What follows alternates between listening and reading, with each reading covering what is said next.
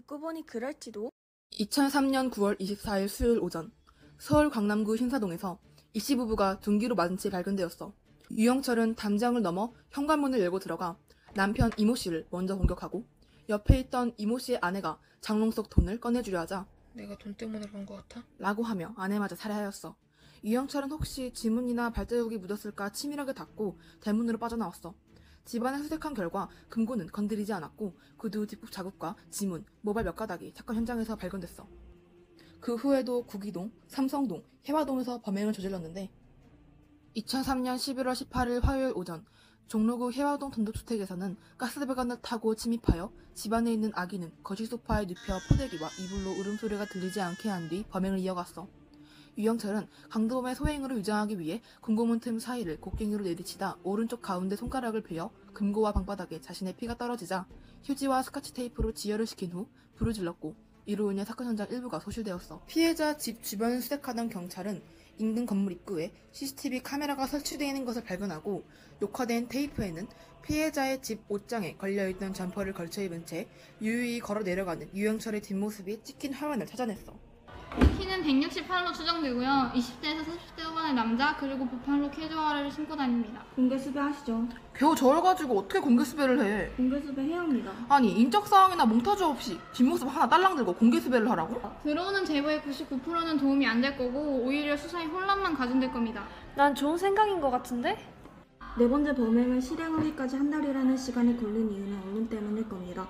세 번째 사건까지는 자신감이 붙어 심리적 냉각기가 점차 짧아졌었죠. 하지만 언론이 동일범이라는 의혹을 가지고 사건들에 주목하기 시작했어요. 자신감이 붙었던 순간 자신이 발각될까봐 잠시 망설였던 겁니다.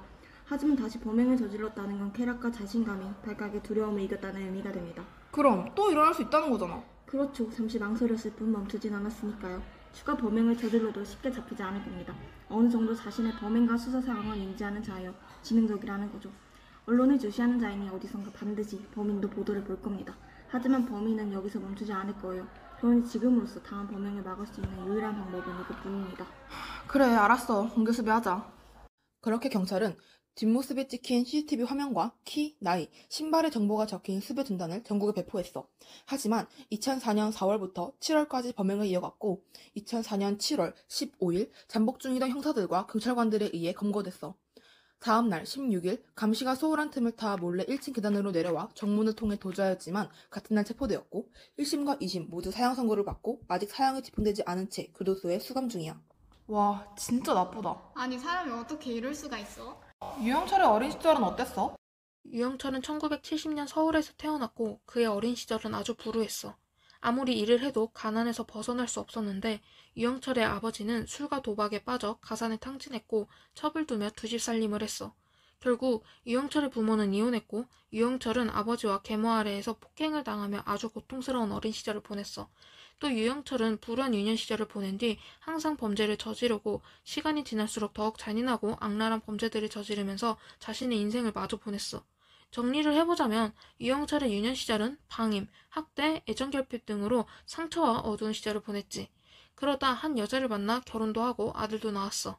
그렇지만 그는 계속해서 입에 담을 수 없는 범죄들을 저질렀지만 자신의 아들은 정말 아꼈다고 해.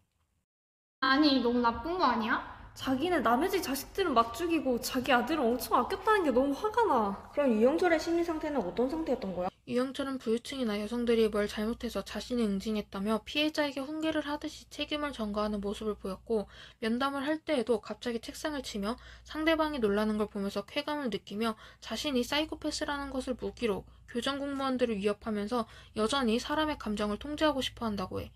오늘 이야기는 여기서 마무리할게. 오늘 이야기 들어줘서 고마워.